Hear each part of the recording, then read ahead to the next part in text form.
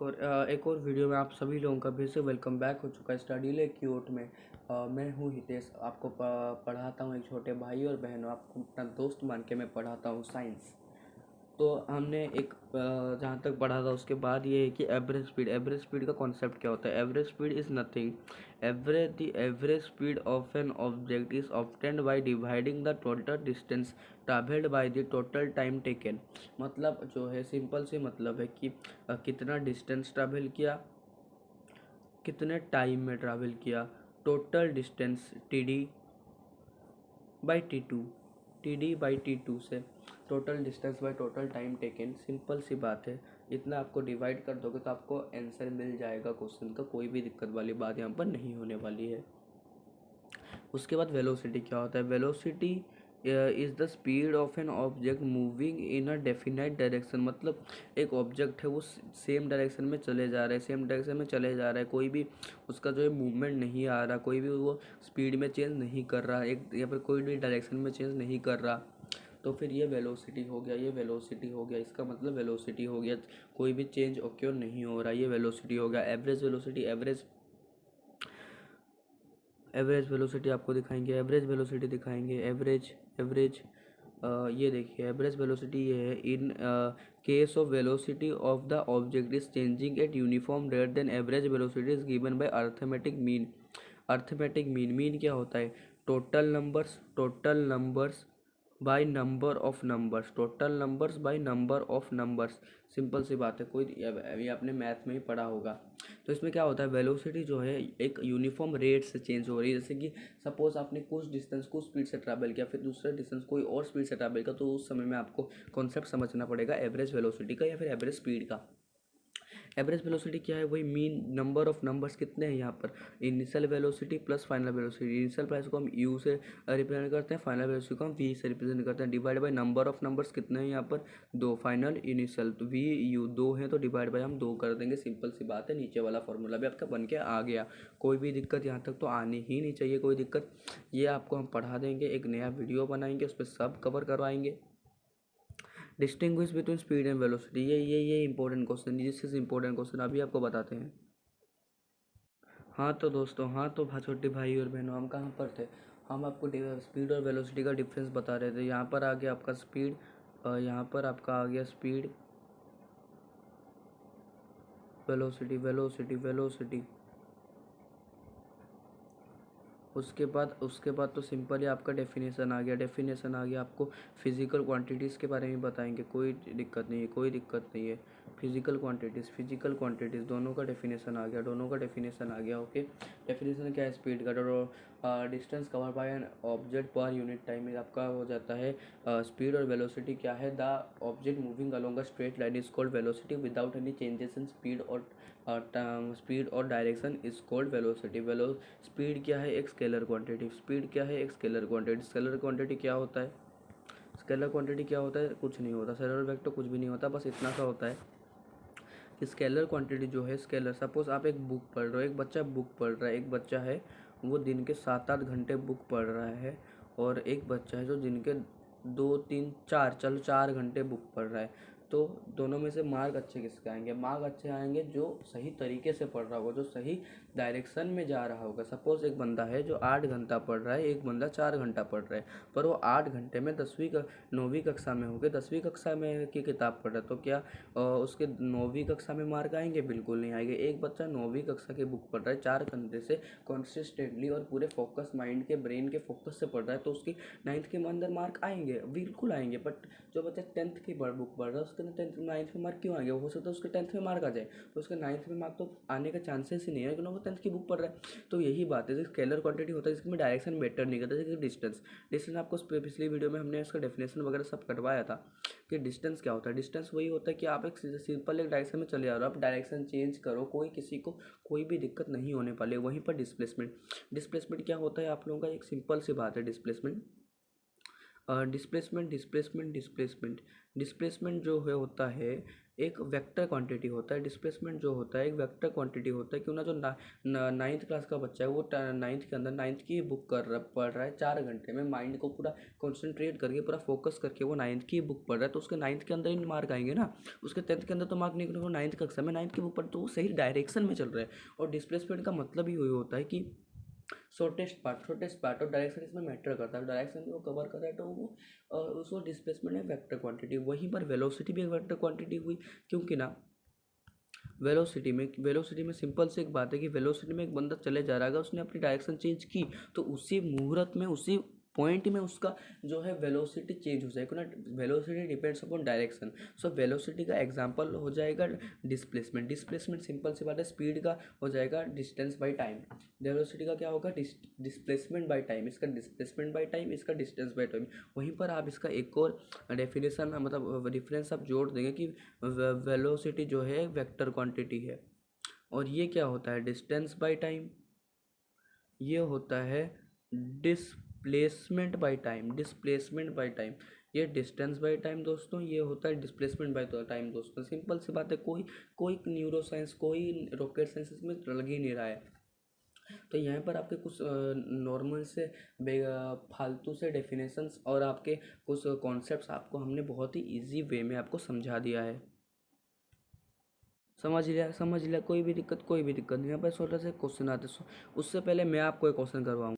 आप देखिए, एक सर्कुलर पाथ है, उसके अंदर एक बच्चा है, एक बच्चा बच्ची लड़का लड़की कोई भी हो, वो इस डायरेक्शन में चला, वो इस डायरेक्शन में चलते गया और एंड में जहाँ पर खड़ा था उसी पोजीशन में वापस पहुँच गया। तो फिर क्या हुआ, उस सेम स्पीड में चला। सपोज वो दौड़ रहा है 2 किलोमीटर प्रति घंटे की रफ्तार में, 2 किलोमीटर प्रति घंटे की रफ्तार में वो दौड़ रहा है। उसके स्पीड में कोई भी चेंज नहीं आ रहा है, पूरा कंसिस्टेंट स्पीड से वो दौड़ता जा रहा है। इतना उसको पता है कि हाँ, मेरा स्पीड स्टार्टिंग में जो था एंड तक वही रहा, तो उसका क्या, उसका वेलोसिटी भी सेम होगा। आप बोलेंगे हाँ भैया क्यों ना, इसका स्पीड सेम था तो वेलोसिटी चेंज होगा। नहीं दोस्तों, आओ छोटे भाई और बहनों, यहीं पर आप धोखा खा गए। क्यों ना, बंदा एक सर्क्यूलर पाथ में दौड़ रहा है। सर्क्यूलर पाथ में क्या होता है, जो डायरेक्शन होता है, मैं आपको बोल रहा था कि velocity depends upon direction. Direction जब भी चेंज होगा वेलोसिटी, जब आप एक सर्कुलर पाथ में मूव कर रहे हैं ना दोस्तों, जब आप एक सर्कुलर पाथ में, सर्कल तो नहीं बना छोड़ो, जैसे आप सर्कुलर पाथ में एक मूव करें तो सर्कुलर पाथ के हर एक पॉइंट, हर एक मूवमेंट में आपका जो डायरेक्शन है ना वो चेंज हो रहा है दोस्तों। हर एक मूवमेंट में आपका डायरेक्शन चेंज हो रहा है। तो जैसे डायरेक्शन चेंज हुआ, जैसे ही डायरेक्शन चेंज हुआ, समझ लीजिए वेलोसिटी चेंज हो। तो आपको अगर एग्जाम में क्वेश्चन आ जाएगा, is the velocity changes when a body is moving along a circular path, the answer होगा yes, the velocity changes at every point of the body moving along with a circular path. आपको answer मिल जाएंगे। पूरे number लाने से आपको कोई भी नहीं रोक सकता। Simple simple, and nothing.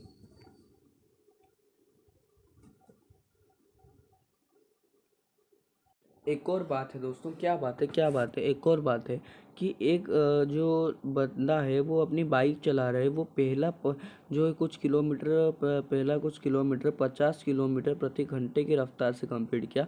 फिर दूसरा जो आधा बचा था उसका डिस्टेंस, आधा डिस्टेंस उसने कवर किया 50 किलोमीटर प्रति घंटे की रफ्तार से, और बाकी का डिस्टेंस उसने कवर किया 20 किलोमीटर प्रति घंटे की रफ्तार से उसने कवर किया। कोई दिक्कत, अभी तक कोई भी दिक्कत आनी ही नहीं चाहिए, तो उसने कवर किया, इन दोनों उसने कवर किया। तो फिर क्वेश्चन यहाँ पर ये है कि एवरेज स्पीड बताओ। एवरेज, आप चौंक जाओगे, आप बोलोगे अरे एवरेज स्पीड अभी निकाल देते हैं। एवरेज स्पीड आप कैसे निकालोगे, एवरेज स्पीड आप निकाल दोगे कि टोटल आपको वहाँ पर स्पीड दिया गया, डिस्टेंस दिया भी नहीं, फिर भी आप क्या कर दोगे कि 50 + 20 divided by 2 is equal to 70 divided by 2, जो कि हो जाएगा 35। आपका आंसर भले ही सेम आ जाए दोस्तों, आपका आंसर भले ही चेंज हो जाए, पर तरीका बहुत गलत है। आपको टीचर कभी भी इसमें नंबर देगी ही नहीं, पॉसिबल ही नहीं है। आंसर में वो फिर भी दया हो के आधा 1 मार्क दे दे 5 मार्क क्वेश्चन में, पर वो आपको इसमें स्टेप्स के लिए तो नंबर दे ही नहीं। स्टेप्स क्या होता है मैं आपको बताता हूँ। मैंने आपको पहले फॉर्मूला क्या बताया था कि speed is equal to distance by time, सबको पता है। तो क्या हो जाएगा, क्या मैं इसमें लिख सकता हूँ क्या कि distance is equal to speed into time? क्या मैं ये लिख सकता हूँ? बिल्कुल लिख सकता हूँ, कोई भी दिक्कत इसमें होनी ही नहीं चाहिए। फिर क्या हो जाएगा, डिस्टेंस हमको निकालना, तो पहले का स्पीड हमको क्या दिया गया है? पहले का स्पीड दिया होगा हमको 50 किलोमीटर प्रति घंटे की रफ्तार से वो ट्रैवल कर रहा है, तो 50 इंटू T1 मतलब टाइम 1 कितना हो जाएगा आपका आंसर? 50 T1, फिर 50 T1, माई बैड, फिर डिस्टेंस डी टू कितना होगा आपका? 20 किलोमीटर प्रति घंटे की रफ्तार से वो ट्रैवल कर रहा है, 20 किलोमीटर प्रति घंटे की रफ्तार से वो ट्रैवल कर रहा है, तो 20 किलोमीटर प्रति घंटे की रफ्तार यानी कि speed into time two the which is 20 kilometre into total time taken two is equal to 20 T2 तो फिर आंसर क्या बनेगा? आंसर बनेगा तो एवरेज स्पीड का फॉर्मूला क्या होता है दोस्तों? एवरेज स्पीड का फॉर्मूला ये होता है कि total distance by total time taken, तो 50T1 plus 20T2 divided by time, तो फिर क्या हो जाएगा?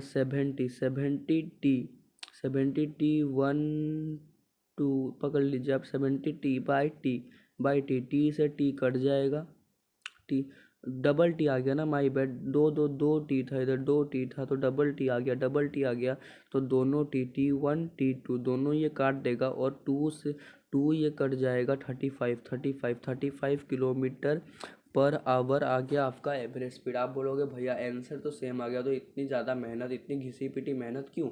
नंबर के लिए मेरे जान, नंबर के लिए मेरे दोस्त, नंबर के लिए मेरे छोटी और भाई ना, नंबर के लिए आपको स्टेप्स का नंबर चाहिए, तो आपको इसी मेथड से निकालना पड़ेगा। अगर उस जो मेथड मैंने स्टार्टिंग में बताया जो कि गलत मेथड, अगर उस मेथड से निकालोगे तो आपको नंबर बिल्कुल नहीं मिलेंगे। भले ही आंसर ठीक के लिए आपको छोटे मोटे नंबर मिल जाए, पर पूरे नंबर आपको कतई ही नहीं मिल सकते, ये पूरा आपका मेथड हो सकता है। धन्यवाद। अभी आप नेक्स्ट टॉपिक की ओर बढ़ते हैं। चलो मेरे दोस्त, मेरे छोटी भाई और बहनों, एवरेज वेलोसिटी का कॉन्सेप्ट भी हमने आपको सिखा दिया है।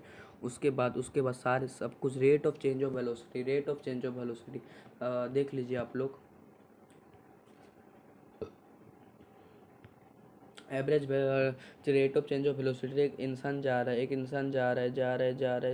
डायरेक्शन चेंज वेलोसिटी चेंज, जैसे वेलोसिटी चेंज हुआ आपके माइंड में यह आ ही जाना चाहिए कि वेलोसिटी चेंज, इसका मतलब एक्सलरेशन का प्रयोग हो गया। Rate of change of velocity is known as acceleration. Exam में पूछा जाएगा व्हाट इज एक्सलरेशन। बेख्याल हो, आंखें बंद करके मत लिख के आना, आंखें बंद करके तो लिखोगे कैसे, डायरेक्शन बता जाओगे आप, वेक्टर क्वांटिटी नहीं बन पाओगे। Acceleration, the rate of change of velocity, when velocity changes with respect to time then acceleration occurs, कोई भी दिक्कत नहीं होनी चाहिए। फिर retardation, what is retardation? Negative acceleration. Suppose आप एक गाड़ी या बाइक चला रहे हो, आपने ब्रेक मारा, धीरे धीरे करके एक पॉइंट में, पर्टिकुलर पॉइंट में आपकी गाड़ी रुक गई, तो जो गाड़ी रुकी उसने ब्रेक लगाई, वो थोड़ी घिसट के रुकी, तो उसको क्या करेंगे? रिट्राडेशन और नेगेटिव एक्सलेरेशन, रिट्राडेशन या फिर नेगेटिव एक्सलेरेशन उसे हम बोल देंगे, जो कि हो जाएगा नेगेटिव या रिट्राडेशन का। ब्रेक जब भी शब्द अप्लाई हो जाए समझ लेना कि नेगेटिव एक्सलेरेशन या फिर रिट्राडेशन हुआ है। बस इतना सा कॉन्सेप्ट है एक्सलेरेशन का। उसके बाद एक्सलेरेशन का फॉर्मूला मैं आपको बता देता हूँ। जो 3 इक्वेशन ऑफ मोशन है वो आपके चैप्टर के लास्ट में आएंगे, पर अभी बताने का कोई कॉन्सेप्ट नहीं है। पर एक्सलेरेशन का जो फॉर्मूला होता है ना दोस्तों, मेरे भाइयों बहनों, छोटी भाइयों और बहनों, एक्सलेरेशन का फॉर्मूला एक सिंपल सा होता है, change in velocity by time. जिसको ये ट्रायंगल का मतलब नहीं समझ में आ रहा भाई, ये 10th की पढ़ाई है, तुम अभी से टेंशन मत लो। और चेंज इन वेलोसिटी, जैसे कि चेंज इन वेलोसिटी क्या होगा? इनिशियल वेलोसिटी हमको बताया था यू होता है, minus final velocity minus initial velocity, बड़े से हमेशा छोटा माइनस होता है, डिवाइडेड बाई टू। ये देखो टाइम टेकन, माई बैड, फिर से क्या कर रहा हूँ यार, मैं भूल गया, साइंस बच्चों को पढ़ाते मैं साइंस भूल गया।